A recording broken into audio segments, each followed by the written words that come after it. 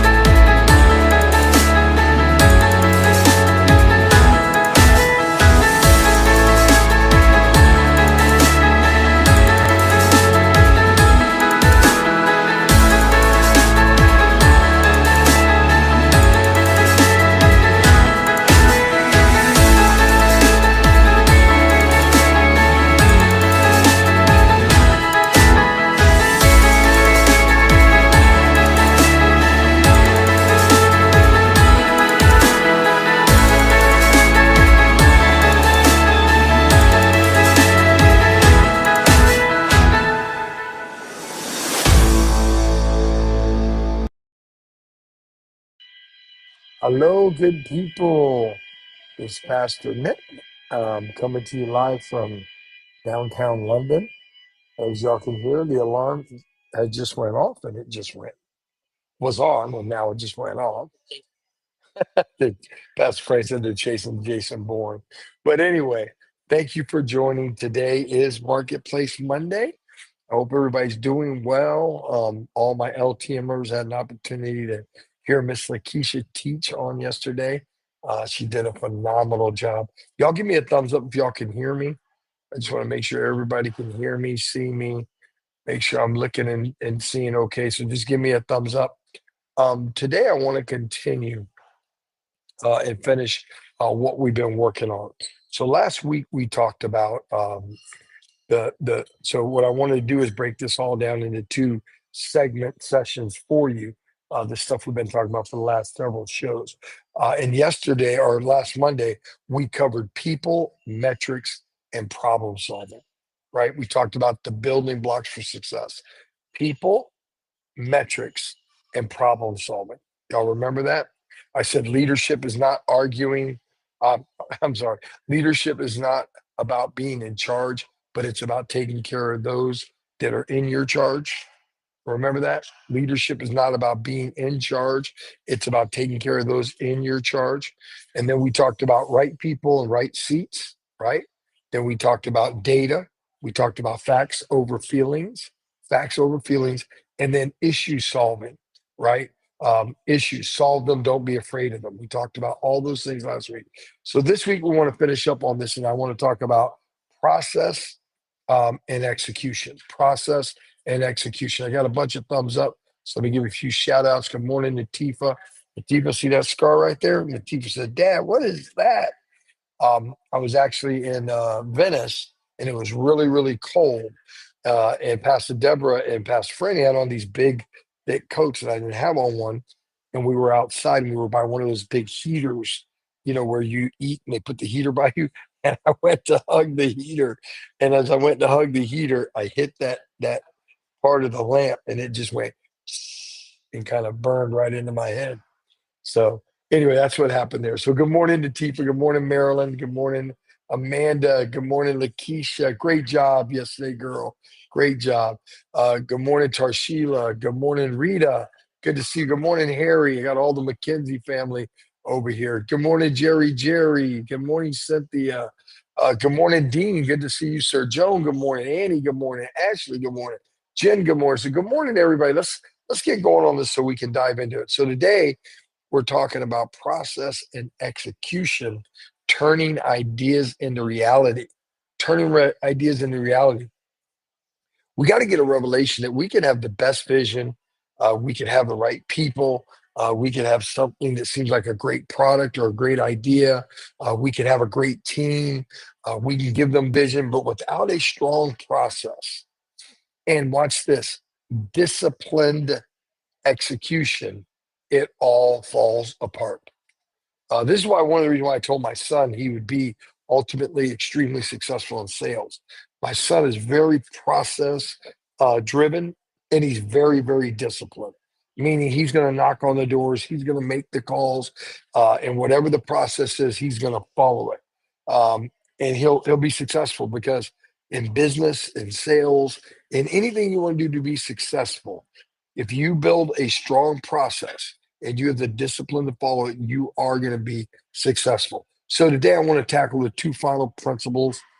Number one, how consistency and process and commitment to execute drive extraordinary results. That's the bottom line.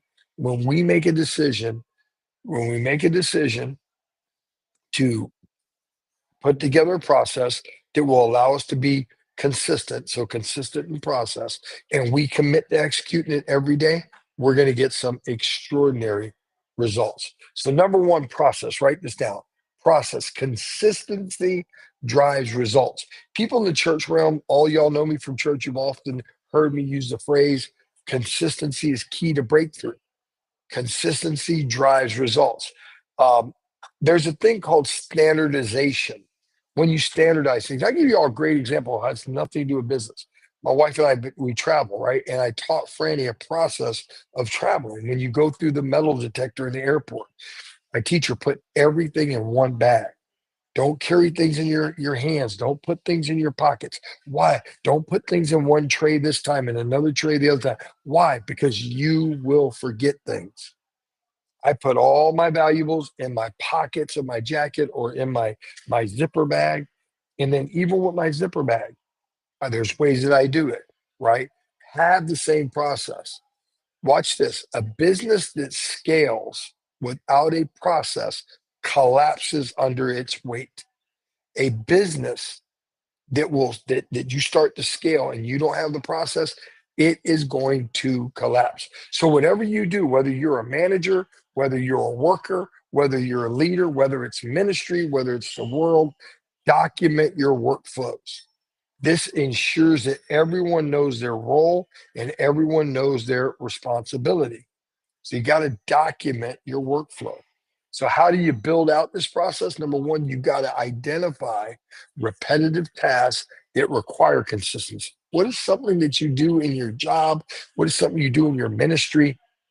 You do it the same way.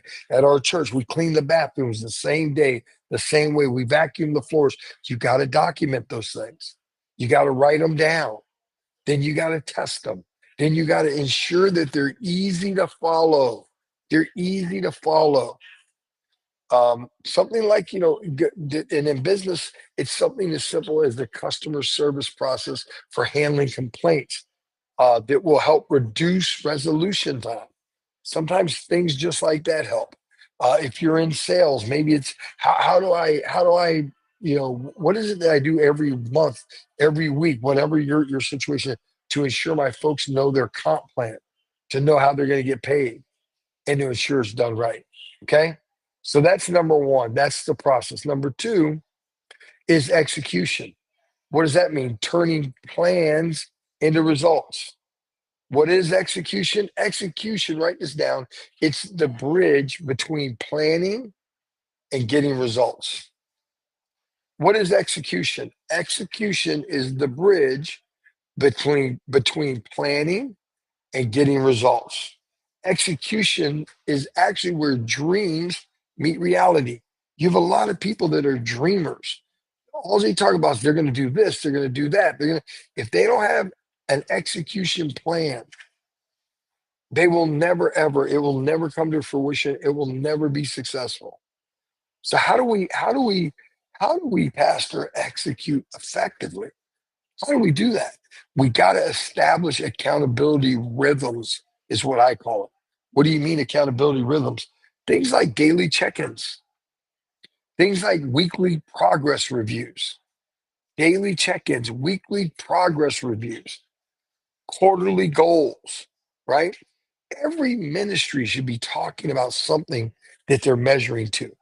Every business should have something that they're measuring to. Every employee should have something that he's measuring himself to make sure he's being a good employee. Every manager should have something that they're measuring their team to. We got to empower team members, empower businesses, empower groups to take ownership of, of their part in the plan. Allow them to take ownership of their part in the plan. And then one of the most important things we do here? Avoid execution traps. What is that? Over planning. Over planning. You got great plans, but you don't follow through. You got great plans, but there's no follow through. You got to follow through with your plans. And then lastly, it's lack of clarity, lack of clarity, lack of clarity. So for today's show, just so you understand, processes that create the framework and the execution that turns that framework into tangible results. That's what we got to understand. Processes create the framework, and the execution turns that framework into tangible results. So if you ever want to be a great employee, a great business, a great ministry, if you want to lead, you got to commit to these areas and watch the vision come to reality. Amen. So in this two-part series, what we covered were these key 6 points. Number one, vision. Write it down. Number one, first thing we talked about was vision. Define and communicate a compelling vision that aligns your teams. Number two, people. People. Entrust the right people are in the right roles to get maximum impact. Entrust. Make sure you should believe this in your heart that you're the right people in the right roles to make maximum impact. If not, replace them. Number three, data. You got to use key metrics to inform your decisions and track your success.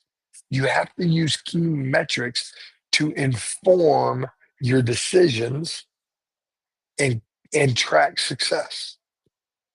Number three, issues. In ministry, we have people issues, right? A lot of times in ministry, it's just people that are not, coming together in the right way, right? So issues, we got to solve the core problems. Watch this, permanently rather than treating the symptoms. What's Pastor Nick saying for that? We got to get to the what? The root and not the fruit. We got to get to the what? The root and not the fruit. Then what do we talk about today? Process. Standardized tasks for efficiency and scalability. Standardized tasks for efficiency and scalability. And lastly, execution. Build rhythms of accountability. Build rhythms. Why do we build rhythms of accountability? It will ensure the success of your people. Amen. Listen, I hope these couple have been really, really helpful for you, meaningful. I hope it's a great day to go back and watch this one, watch the one before. But if you are building a team in business or in ministry, this is a great place to start. If you want to understand how your manager should be thinking and how you can be a more of an asset to the team, go do these things and judge yourself. Amen. Listen, I love you. As always, I'm just trying to help you figure out how to get the most out of all that God has for you. I love you. I love you. I love you. Until Wednesday with Pastor Franny, this is Pastor Nick saying, enjoy life.